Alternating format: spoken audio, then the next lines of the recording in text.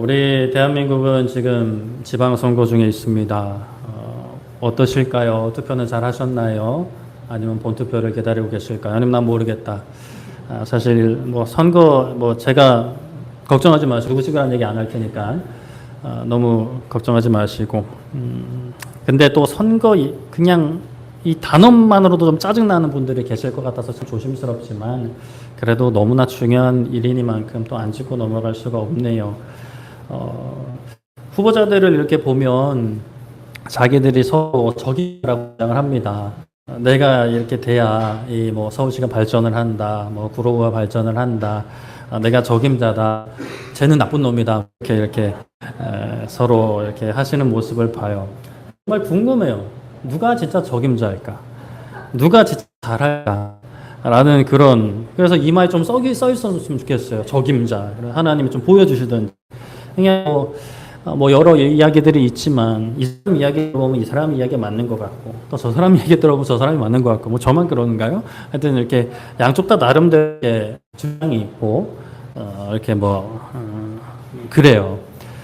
그러나 하여튼 중요한 것은 여러분 투표 꼭 하시고, 정말 중요한 것은 기도하고 투표하셔야 됩니다. 어떤 기도를 하셔야 되냐? 내가 뽑는 이 사람 당선되게 해주세요. 그게 또 하셔도 되는데, 그것만 하지 마시고, 그리고 하나님의 뜻이 이루어지도록 정말 이 자리에서 내 판단보다 더 지혜로우신, 내 지혜보다 더 지혜로우신 하나님께서 정말 필요한 일꾼이 세우도록 인도하여 주셔서 정말 적임자가 잘 뽑힐 수 있도록, 그 사람이 하나님을 믿든지 아니 믿든지 하나님의 존재와 그 능력을 두려워할 수 있는, 하나님을 찾을 수 있는 사람이 뽑히도록. 그리고 좀 예민한 이야기일 수 있지만 여러분들의 출신 지역에 따라서 또는 친분 관계에 따라서 또는 재산 증식이나 재산 손해에 따라서 투표하기보다 정말 이 나라가 안정화되고 발전이 되어서 이 지역 사회가 안정하고 발전이 되어서 한국교회가 사명 감당할 수 있도록 기도하셔야 됩니다. 그러면 누구를 뽑아야 되냐? 그건 난 모르죠. 난 하나님이 아니거든요.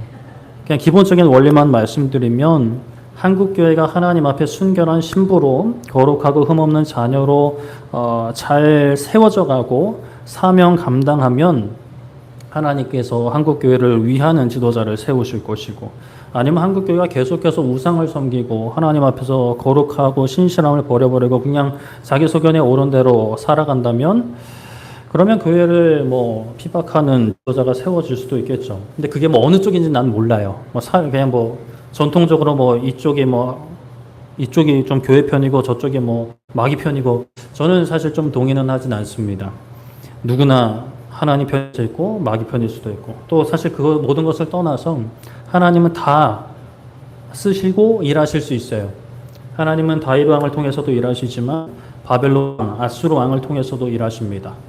대한민국이 살려면 사실은 어느 쪽이 뽑히는 게 물론 한 부분도 있긴 하지만 진짜 중요한 것은 한국교회, 우리 교회, 우리 개개인이, 그리스도인들이 하나님 앞에 엎드려 우상을 제거하고 거룩함을 회복하며 교회의 사명을 감당하는 게 중요한 거예요.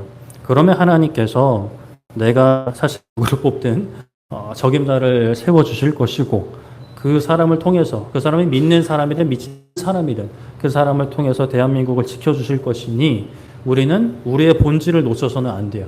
그리고 나서 정치 이념도 보시고 사상도 보시고 그 사람의 살아온 세월도 보시고 범죄 이력도 보시고 또 우리나라는 정당 정치니까 정당의 노선도 보시고 흐름도 보시고 다 보시고. 근데 전 볼 시간 봐도 모르겠어요. 그럼 기도하고 그냥 찍으세요. 기도하고 연필을 굴리던지 하나님께서 편하게 인도하실 줄 믿습니다.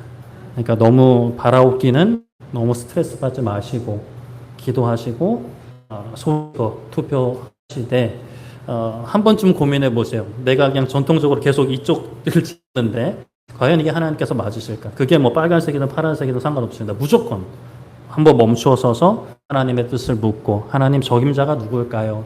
하나님 선이 인도해 주세요. 제 생각에는 이 사람 같은데 하나님께서 선 인도해 달라고 하나님의 통치와 인도하심을 구할 수 있는 이 중요한 곳에서 하나님을 찾을 수 있는 우리 모두 되기를 소망합니다. 자, 우리 저번 주에는 이스라엘의 3년의 기근이 닥쳤는데 하나님께서 그 이유를 사울과 그의 집안이 기브온 사람 피를 흘렸기 때문이라고 하신 내용을 살펴봤어요. 다윗은 하나님의 말씀을 듣고 기브온 사람들을 불러 문제를 해결하려 했고 기브온 사람들이 원하는 대로 사울 집안 사람 7명을 내주어서 그들의 죄악의 책임을 감당하게 했어요. 그러니까 목매달아 죽은 거죠. 오늘 그 사건이 이제 이후 사건이 이어집니다. 그렇게 기브온 사람들은 사울의 집안 사람들 7명을 목매달아 죽였어요. 뭐 이게 뭐 여러 가지 학자들의 의견이 있지만 어떻게든 하여튼 그렇게 됐어요. 그때에 죽은 사람이 몇 명이라고요? 1명이요. 자, 따라오셔야 돼요. 자, 이제 정치 얘기는 좀 약간 잊어버리시고 일단 말씀에 집중해 주세요. 자, 2명은 한 어머니의 아들들이었고요. 나머지 5명은 또 한 어머니의 아들들이어서 형제지간인 거죠. 2명은 사울의 아내 중에 1명이 이제 낳았기 때문에 사울의 아들들이었고 5명은 사울의 딸이 낳아서 사울의 외손자인 겁니다. 그런데 이제 이 2명의 어머니, 사울의 아내였던 사람의 이름이 리스바예요. 근데 이제 죽은 2 아들의 어머니 리스바가 어떤 행동을 하냐면 이 사건과 관련해서 사무엘하 21장 10절에 아야의 딸 리스바가 굵은 배를 가져다가 자기를 위하여 바위 위에 펴고 곡식배기 시작할 때부터 하늘에서 비가 시체에 쏟아지기까지 그 시체에 낮에는 공중에 새가 앉지 못하게 하고 밤에는 들짐승이 범하지 못하게 한지라 라고 말씀을 합니다. 자, 지금 상황이 어떤 상황인지 아시죠? 아들들이 달려 죽었어요. 목매 달려 죽은 거예요. 얼마나 끔찍해요. 그 아들들의 시신이 있는 그곳에서 시체를 먹으려는 공중의 새들, 들짐승을 쫓아내고 있는 겁니다. 좀 더 자세하게 좀 살펴볼게요. 사울의 아내였어요. 왕비였어요. 첫째 왕후는 아니었던 것 같고 왕비였는데 자신의 아들들은 그러면 사울의 아들들, 그 순위가 정확히 어느 정도인지 모르겠지만 그래도 왕자들입니다. 그런데 그 왕의 집안이 몰락해버려요. 사울도 죽고, 제1왕자 요나단도 죽고, 하여튼 다 죽었습니다. 이후에 왕인 다윗 왕이 사울 집안을 적대시하지는 않았지만 상황 자체가 좋은 상황은 아니에요. 근데 그렇게 살아가고 있었어요. 그래도 그렇게 살아가고 있었는데 어느 날 군인들이 집에 들이닥칩니다. 그러더니 2 아들을 끌고 가요. 끌고 가냐고 이유라도 좀 듣자라고 했을 것 같아요. 아니면 끌려가기 전에 군사들이 찾아오기 전에 소문을 들었을 가능성도 있는데 어찌되었든 끌고 가는 이유를 들어보니까 사울의 집안이 과거 기브온 족속에게 행한 범죄 때문에 그들이 사울 집안 사람들의 목숨을 원하니 어쩔 수 없다라는 이야기를 듣게 됩니다. 자, 그렇다면 이 여인 2 아들의 어머니는 어떤 생각이 들었을까요? 그러면 어쩔 수 없지요. 데려가세요. 라고 했을까? 개인적으로는 그렇지 않을 것 같습니다. 사울의 집안에 다른 사람들도 있는데 왜 내 아들이었냐? 왜 내 아들이니까 내 아들이어야 합니까? 라고 원통했을 수도 있고 또 사울의 집안이 이미 몰락하고 망했으면 그 벌을 이미 다 받았는데 굳이 이 망한 집안 남자들을 다가 그렇게 죽여야 속이 후련했냐라고 이제 이렇게 소리를 칠 수도 있겠죠. 어찌되었건 참 이 상황을 겸허히 받아들이기는 쉽지 않을 것 같습니다. 그런데 어떻게 할 수가 있어요? 힘이 없어요. 군사가 있었으면 싸우기라도 했을지 모르겠어요. 아니면 멀리 도망치기라도 했을지 모르겠어요. 근데 그 과정 자세히 언급되어 있지는 않지만 그녀가 할 수 있었던 일, 결국 그녀가 했던 일은 목에 매달려 죽은 아들의 시신을 그 앞에서 지키는 거예요. 바른 배를 펴니다. 편안한 잠자리, 캠핑하는 그런 게 아니죠. 딱딱하고 불평한 그곳에 자리를 펴니다. 시체에 낮에는 공중에 새가 앉지 못하게 하고요. 밤에는 들이 범하지 못하게 합니다. 소리도 하지만 막대기 같은 걸로 막 쫓으면서 소리를 쳤겠죠. 새들은 그렇다 쳐요. 들짐승들은 본인도 참 무서웠을 수 있는데 멈추지 않아요. 비가 시체에 쏟아지기까지 했다 합니다. 그 기간이 어느 정도인지 정확히는 알 수 없는데 하루 이틀은 아니었던 것 같아요. 그는 자신이 할 수 있는 일은 그거밖에 없다라고 생각했을 것 같습니다. 남편의 죽음을 막지 못했죠. 그리고 아들들의 죽음도 맞지 못했습니다. 그저 아들들의 시신을 짐승들이 먹지 못하게, 가져가지 못하게 시키는 것밖에 할 수 있는 일 없는 거예요. 아들의 시신을 내려다가 장사할 수도 없어요. 이게 그 상황이 있으니까 함부로 내가 내릴 수도 없는 거예요. 그저 짐승들이 시신을 훼손하지 못하게 하는 것밖에는 할 수 없는 그 상황, 그 심정, 아들의 시신을 보고 있어야만 하는 그 심정이 대체 어떤 심정이었을까? 감히 상상이 되지는 않습니다. 그런데 이 소식을 다윗이 들어요. 다윗도 사실 사울 집안을 막 미워하고 그런 것은 아니었어요. 비록 사울이 다윗을 죽이려 하기도 했는데 그 상황에서도 다윗은 하나님을 찾고 하나님의 뜻을 구하며 사울을 죽일 수 있는 두 번의 저에게도 내려놓았어요. 사울 해치지 않고 고생길을 선택했어요. 그리고 사울과 그의 절친 요나단이 죽었을 때 슬퍼했고 어떻게든 사울의 집안 사람들을 특히 신하들과 요나단의 자손은 자기가 품으려고 했습니다. 사울의 집안 사람들도 뭐 해치지 않았어요. 다윗은 그래서 이 소식을 듣고 사울의 뼈와 요나단의 뼈를 보관하던 길랏 야베스 사람들을 찾아갑니다. 그리고 그들의 뼈, 유골을 가져와요. 길랏 야베스 사람들이 누구냐? 그 사람들이 뭐 사울과 요나단의 뼈를 가져다가 뭐 하려고 가져간 것, 뭐 돈을 챙기려고 가져간 것이 아니었고 과거에 사울의 도움을 받은 족속이었습니다. 그러니까 사울에 대한 어떤 은혜의 빚이 있는 거죠. 그래서 전쟁터에 이제 버려져 있는 것을 이제 가져와서 자신들이 잘 보관하고 있었던 거예요. 근데 다윗이 그걸 가져가서 가져옵니다. 사신을 보냈던 것 같지는 않아요. 직접 가서 가져온 것 같습니다. 그렇게 사울과 요나단을 가져오고 사람들을 시켜서 목 매달린 그 7명의 사울 집안의 사람들의 시신도 챙깁니다. 그 모든 뼈와 시신을 챙겨 어디로 가느냐? 사울의 아버지 기스의 묘로 가서 거기에 이제 장사를 하는 거죠. 그 후에야 기브온 족속들의 한이 풀어지고 사울 집안 사람들의 시신이 다 수습된 이후에야 이제 하나님이 그 땅을 위한 기도를 들으셨다라고 합니다. 자신의 아들들의 시신을 지켰던 그 어머니의 수고, 비록 사울의 집안의 죄 때문이긴 하지만 아들들의 시신을 그냥 둘 수 없었던 어머니의 그 몸부림이 사울과 요나단의 유골까지 그의 조상의 묘에 장사하는 결과를 가져오게 되는 거예요. 아무것도 할 수 없어 시신을 지켰던 이 한 여성의, 한 어머니의 모습에서 예수님의 제자들의 모습을 보게 됩니다. 예수님께서 이 땅에 오셔서 본격적으로 활동하시면서 놀라운 일들을 행하셨어요. 사람이 할 수 없는 일을 행하셨죠. 그래서 제자들은 예수님을 왕이라고 고백했습니다. 마태복음 16장 16절에 시몬 베드로가 대답하여 이르되 주는 그리스도시요 살아계신 하나님의 아들이십니다 라고 고백을 했어요.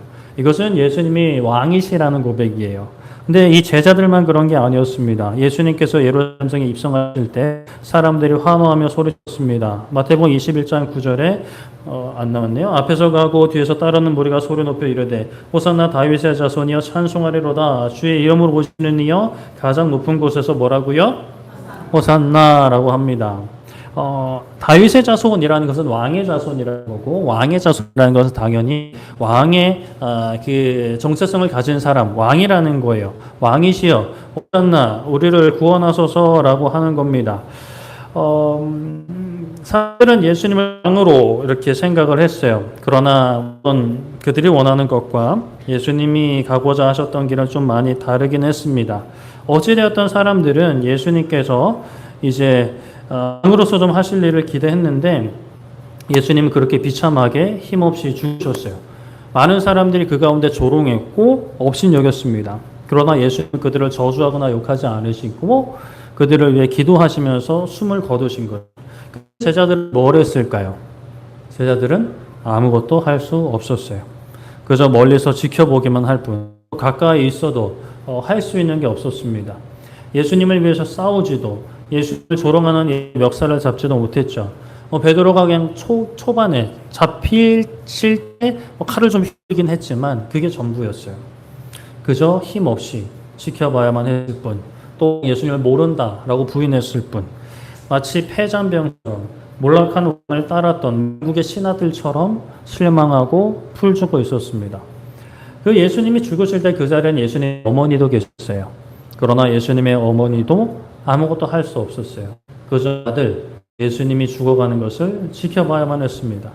그렇게 예수님이 죽으시고 예수님을 죽인 이들은 뭐 다 이루었다며 아주 좋아했겠죠. 속이 시원하다라고 하고 있을 때 예수님의 12제자는 아니지만 그래도 제자였던 아리마대 사람 요셉이 나섰죠. 19장, 요한 19장 38절에 아리마대 사람 요셉은 예수의 제자이나 유대인이 두려워 것을 숨기더니 이 일 후에 빌라도에게 예수의 시체를 가져가기를 구하매 빌라도가 허락하는지라 이에 가서 예수님의 시체를 가져가니라. 예수님이 살아계실 때는 유대인들이 무서웠어요. 그래서 자신의 정체성을 숨겼는데 이제는 나섭니다. 사실 이것도 대단하기는 해요. 예수님의 시체를 달라 합니다. 빌라도는 예수님의 시체를 내어주죠. 그리고 일찍이 이제 예수님을 찾았던 밤에 몰래 찾았던 그래서 거듭남에 대해서 들었던 니고데모도 함께 합니다. 모략과 침향 섞은 것을 가져와서 예수님의 시신을 유대인의 장례법대로 향품과 함께 승합으로 싸요. 그리고 아무도 장사한 적이 없는 새 무덤에 두죠. 사실 대단한 일이에요. 예수님이 죽으신 다음에 예수님을 나는 사랑합니다. 예수님을 섬깁니다. 예수님을 위합니다라는 것을 드러내는 것이니까 사실 위험한 일이에요. 대단한 일이긴 한데 그런데 사실 그게 전부인 거예요. 그거 말고 어떻게 뭐 할 수 있는 게 없는 거예요. 이 요셉과 또 니고데모뿐만이었습니다. 그렇게 이제 안식일이 지나고 안식 후 첫날 예수님을 정말 사모했던 예수님을 따랐던 여들이 움직입니다. 마가복음 16장 1절에 안식일이 지남에 막달라 마리아와 야고보의 어머니 마리아와 살로메가 가서 예수님께 바르기 위해 향품을 사다 두었다가 말씀을 해요. 예수님의 시신에 향품을 바르기 위해서 일찍 일어나 무덤으로 갑니다. 예수님이 죽으실 때는 아무것도 할 수 없었는데 그래도 죽으신 다음에 이거라도 내가 할 수 있으니까 이거라도 좀 해보자. 가만히 있을 수 없다라고 해서 향품을 바르기 위해 이른 새벽에 발길을 옮깁니다. 근데 그 길이 됐을까요? 그 발걸음이 됐을까요? 기쁘지 않았어요. 슬펐습니다. 걱정이 되었어요. 무엇이 걱정됐냐? 당장 가서 무덤 돌이 있는데 그 돌을 굴릴 만한 힘이 우리에게는 없는 거예요. 누가 우리 왜 돌을 굴려줄 수 있을까? 그러면서 가는 거예요. 걱정만 하고 앉아있지 않아요. 돌릴 힘이 없으니까 가지 말아야지. 남자들 좀 데리고 갈까가 아니라 그냥 가긴 가요. 가만히 있을 수 없으니까. 돌을 굴릴 힘도 도와줄 사람도 없지만 그 향품을 들고 무덤으로 갑니다. 그렇게 슬퍼하고 걱정 무덤을 찾았지만 그 여인들이 본 것은 돌이 굳게 닫혀진 무덤이 아니라 문이 열려진 그리고 텅 비어 있는 샘보만 이렇게 덩그러니 놓여 있는 빈 무덤이었고 그 중에 막달라 마리아는 부활하신 예수님을 처음으로 보는 기쁨과 그 부활의 소식을 그 12제자들에게 전하는 큰 복을 영광을 누리게 되었죠. 마가복음 16장 9절에 예수님께서 안식 후 첫날 이른 아침에 살아나신 후 전에 7귀신을 쫓아내 주신 막달라 마리아에게 먼저 보이시니라고 말씀을 합니다.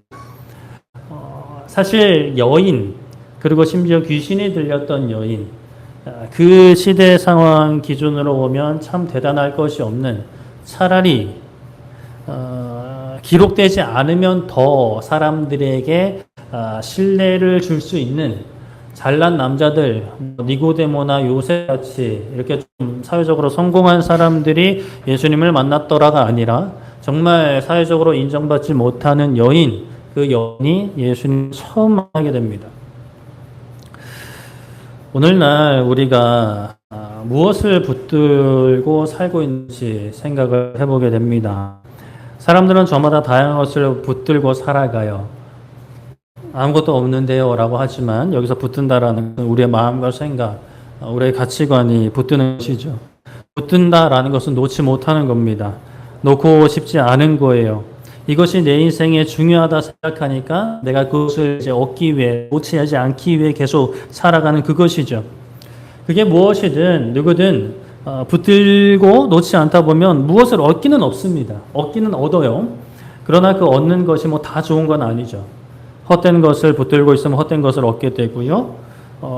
좀 더 좋은 것을 붙들고 있으면 그 좋은 것을 얻을 수 있는 확률이 있습니다. 그리고 영원한 것을 붙들고 있으면 영원한 것을 얻게 되는 거죠. 근데 문제는 그것이 내 눈으로 보기에는 분별하기가 어렵다라는 사실이에요. 좋은 건 줄 알았는데 내 평가와 판단과 상관없이 그게 헛된 것이라면, 나를 멸망으로 인도하는 것이라면 나를 멸망으로 인도하게 될 거예요. 결국 나는 멸망을 얻게 되는 거죠. 그러나 사람들의 평가와 상관없이, 지금의 내 감정과 상관없이, 상황과 상관없이 그 길이 진리라면, 참 생명이라면 우리는 참 생명을 얻게 되는 거예요.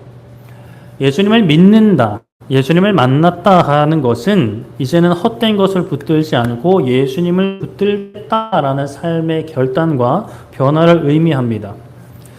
저번 주에 직접 들은 건 아니고 전에 들었는데 굉장히 놀라운 걸 들었어요. 사랑한다는 것은 좋아하는 것을 포기하는 것이다 라는 얘기를 들었습니다. 유명한 사람이 한 건 아니고 하여튼 아는 분이 그런 이야기를 했어요. 뭔 소리냐, 그냥 사랑하는 사람이 원하지 않는다면 내가 좋아하는 것이라도 포기해야 된다라는 거예요. 그 사랑하는 사람을 위해서 포기하는 것이죠. 이전에는 내가 세상 속에서 옳다고 여기는 것들, 나의 유익이 된다고 하는 것들, 내가 좋아하는 것들을 붙잡는 인생이었어요. 그것을 놓지 않기 위해서 애썼습니다. 그런데 예수님을 만나게 되면 이게 바뀐다라는 거예요. 예수님 그게 아니라고 하시기 때문이죠. 마태복음 11장 28절 같이 한번 읽어보겠습니다. 시작. 수고하고 무거운 짐진 자들아 다 내게로 오라. 내가 너희를 쉬게 하리라. 아멘. 다 오랍니다. 쉬게 하신답니다. 너희의 삶, 너희가 구할 수 없으니, 너희가 너희의 생명을 취할 수 없으니, 지킬 수 없으니 내게로 오라 하십니다. 그것이 참 행복이 아니니까 그만 돌이키라고 하세요. 돌아서라고 하세요. 그리고 누구 손을 잡으라고요? 예수님 손을 잡으라는 거예요. 그리고 다음 바로 29절에 나는 마음이 온유하고 겸손하니 나의 무엇을 메고 멍에를 메고 내게 배우라. 그리하면 너희 마음이 무엇을 얻는다? 쉼을 얻는다라는 거예요. 예수님이 거짓말 하시는 분일까요? 진실을 말하는 분이실까요? 진실을 말하는 분이죠. 여러분 동의가 되지 않으시더라도 이 말씀을 믿음으로 아멘 하셔야 됩니다. 여러분들은 지난 한 주간의 삶이든 또 인생을 돌아보면 어디서 쉼을 얻으세요? 무엇이 여러분들의 몸과 마음을 편하게 하요? 또 다르게 생각해 보면 지금 당장 여러분들에게 여유 자금이 생기고 여유 시간이 생기면 무엇을 위해 사용하실 건가요? 오늘날 현대인들은 참 스마트폰, SNS, 유튜브 많이 봅니다. 너무 유용하게 사용하고 너무나 귀한 것들도 그것이 많아요. 또 우리의 삶을 너무나 편리하게 해주죠. 그런데 이런 것들을 많이 볼수록 우리의 몸과 마음은 지쳐간다라고 합니다. 이거는 믿는 사람이 말한 게 아니라 믿지 않는 학자들이 이야기하는 거예요. 그런데 많은 사람들이 틈나면 이제 스마트폰을 보고, 안 그런 분들도 계시지만 많은 사람들이 유튜브 영상을 보고 SNS를 기웃거려요. 그냥 대중교통 타보면 아실 거예요. 사람들이 뭘 보고 있는지, 어디에 눈이 가 있는지. 근데 사람들은 그걸 쉰다고 생각해요. 근데 문제는 우리의 뇌와 우리의 마음과 몸은 실시간으로 지쳐가고 있다라고 학자들이 이야기합니다. 그래서 학자들이 좀 멈추어서 불편함 가운데 있어라 라고 조언을 해요. 편하다고, 지금 당장 편하고 즐겁다고 좋다고 무조건 다 좋은 게 아니니까 잠깐씩이라도 멈추어 자연 속에서 아무도 좀 하지 말아라 라고 이제 조언을 합니다. 하나님 안 믿는 사람들이요. 우리가 걸어가는 인생의 여정에서 정말 쉬는 것은 멈추어서 하나님을 찾는 것입니다. 우리가 이제 수요일 저녁에 안식일을 거룩시키는 것에 대해서 10계명, 4계명을 살펴보고 있는데, 안식일을 거룩시키는 것은 삶을 멈추고 하나님을 찾는 거예요. 거기에 쉼이 있고 회복이 있고 영원한 생명이 있고 구원이 있습니다. 지난 한 주간, 지난 우리의 인생의 여정에서 우리의 삶은, 우리의 마음 어디에 있었을까요? 무엇을 갈망하며 사셨나요? 거기에 평안이 있으셨나요? 기쁨이 있었나요? 만족이 있었나요? 네, 있었습니다. 그럼 얼마나 있으셨을까요?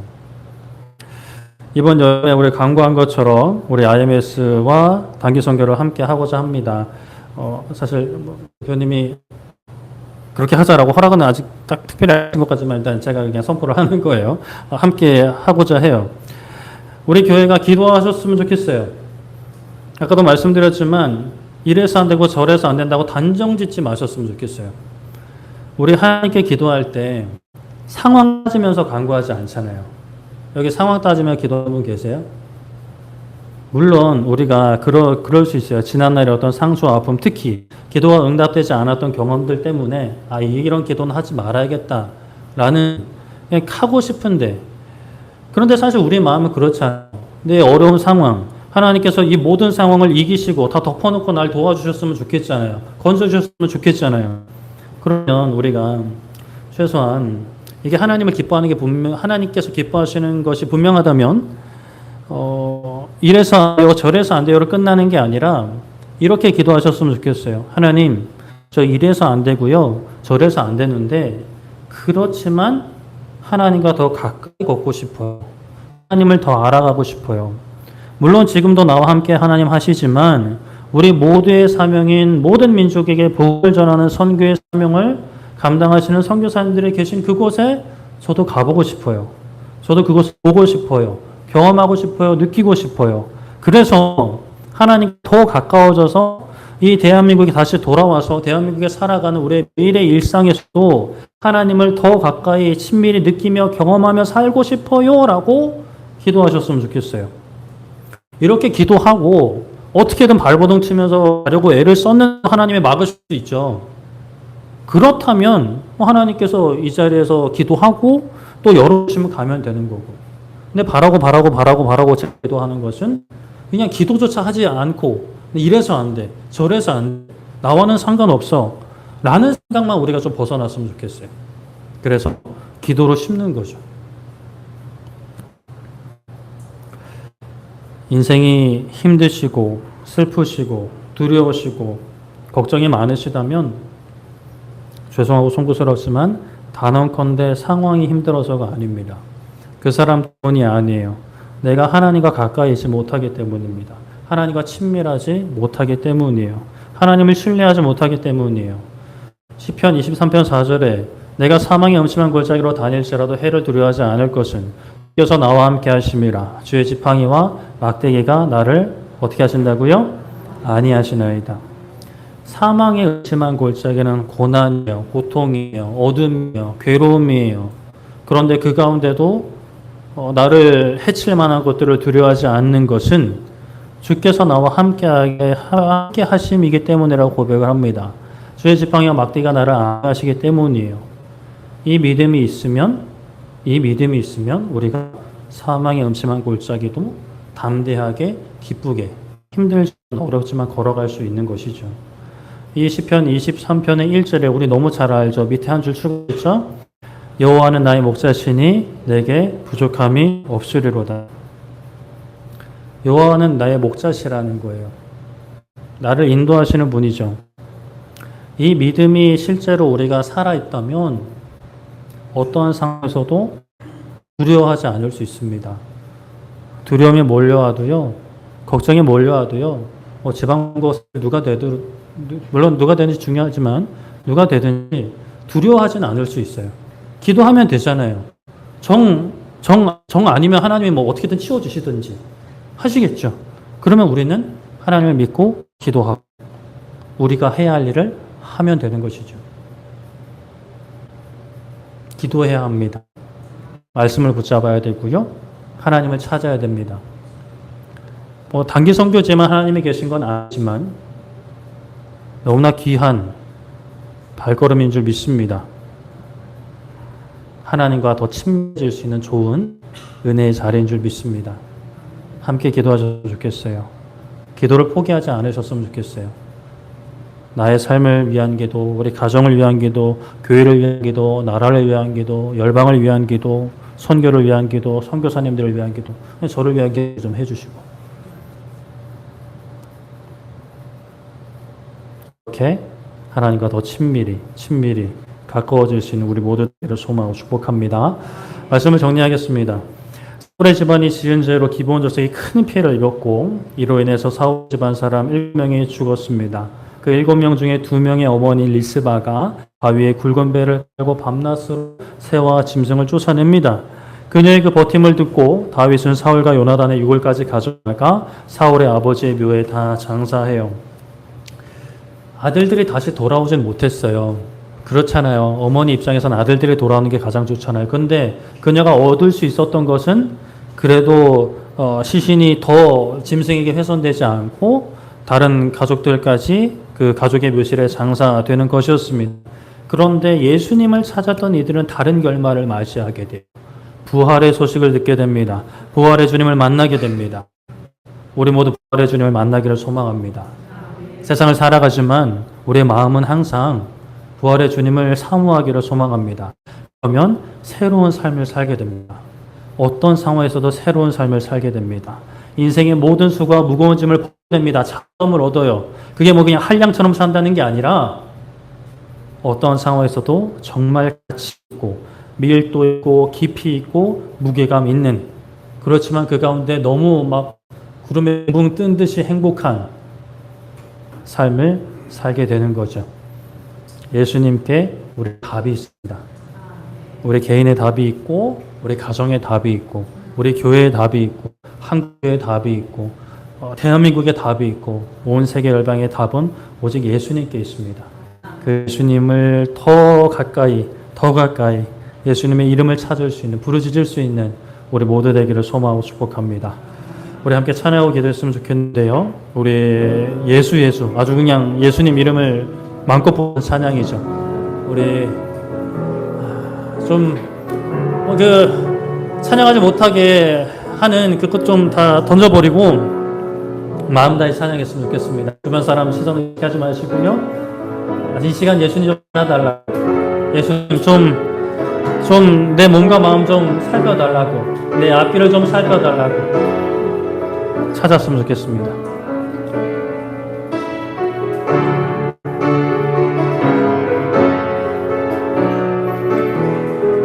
슬픈 마음 있는 자,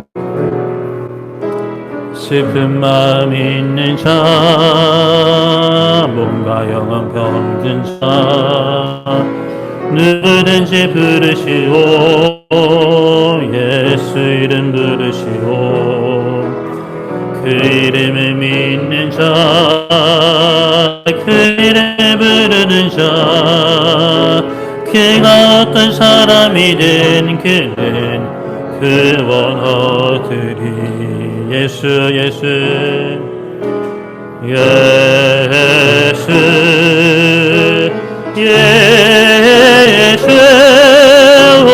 능력의 그 이름 예수, 나 회사 부르네. 예수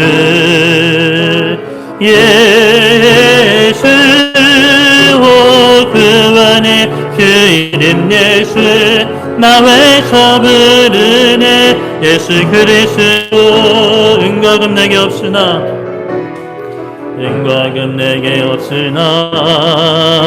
나 가진 건 너에게 주니.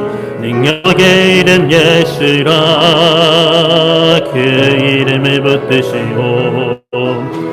그 이름을 믿는 자, 그 이름을 외치는 자, 그가 어떤 사람이든 그는 주의 영광 보이라. 예수님 예수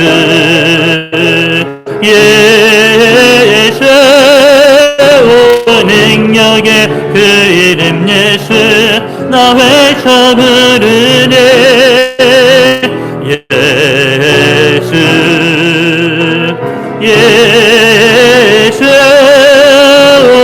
구원의 그 이름 예수, 나 외쳐 부르네.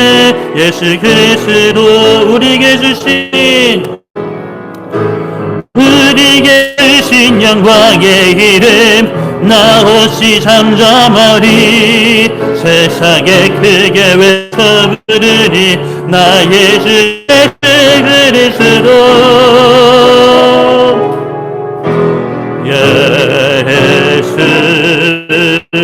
예수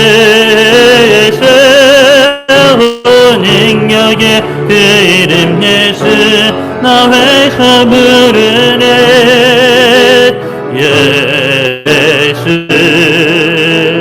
예수 구원의 그 이름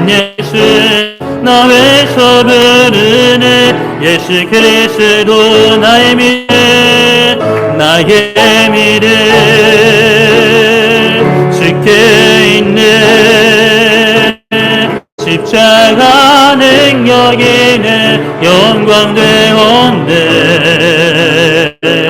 주께서 우리를 승리케 하셨네 나의 능력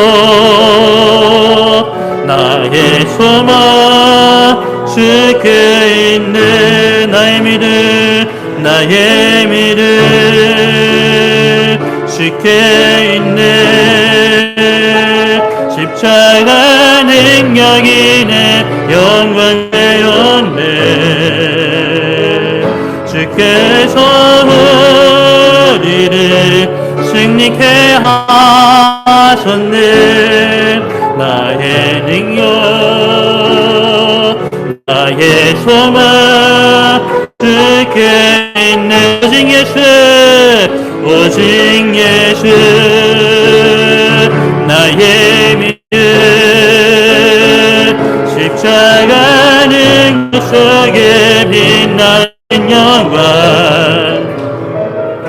내 모든 생기로 주님께 영광을 나의 능력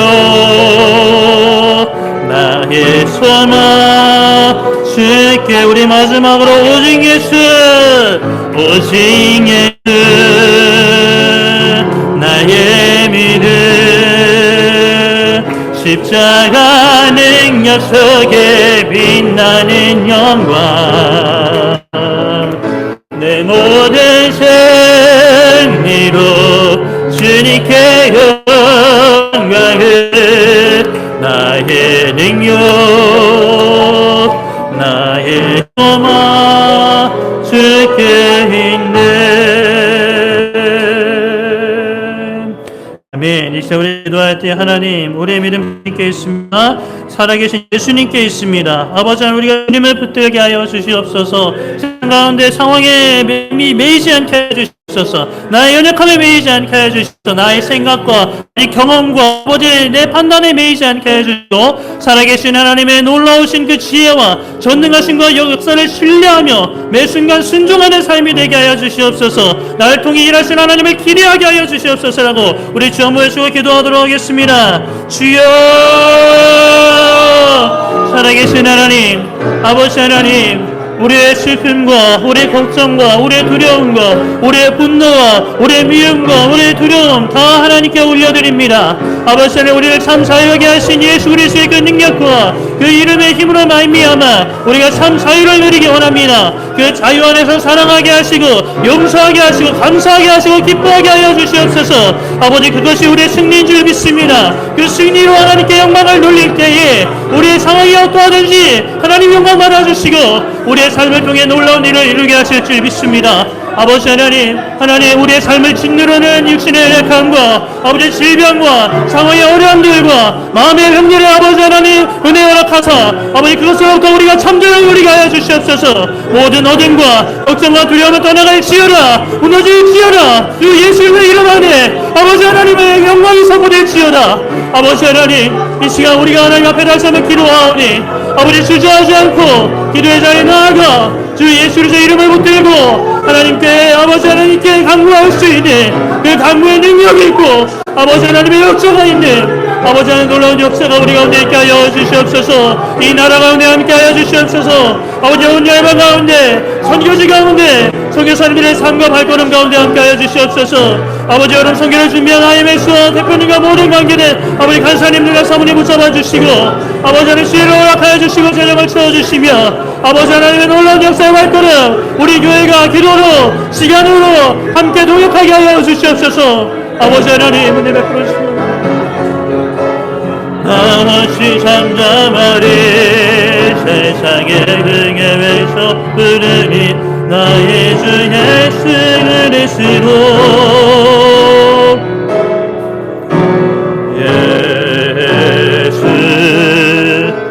예수 능력의 그 이름 예수 나 외쳐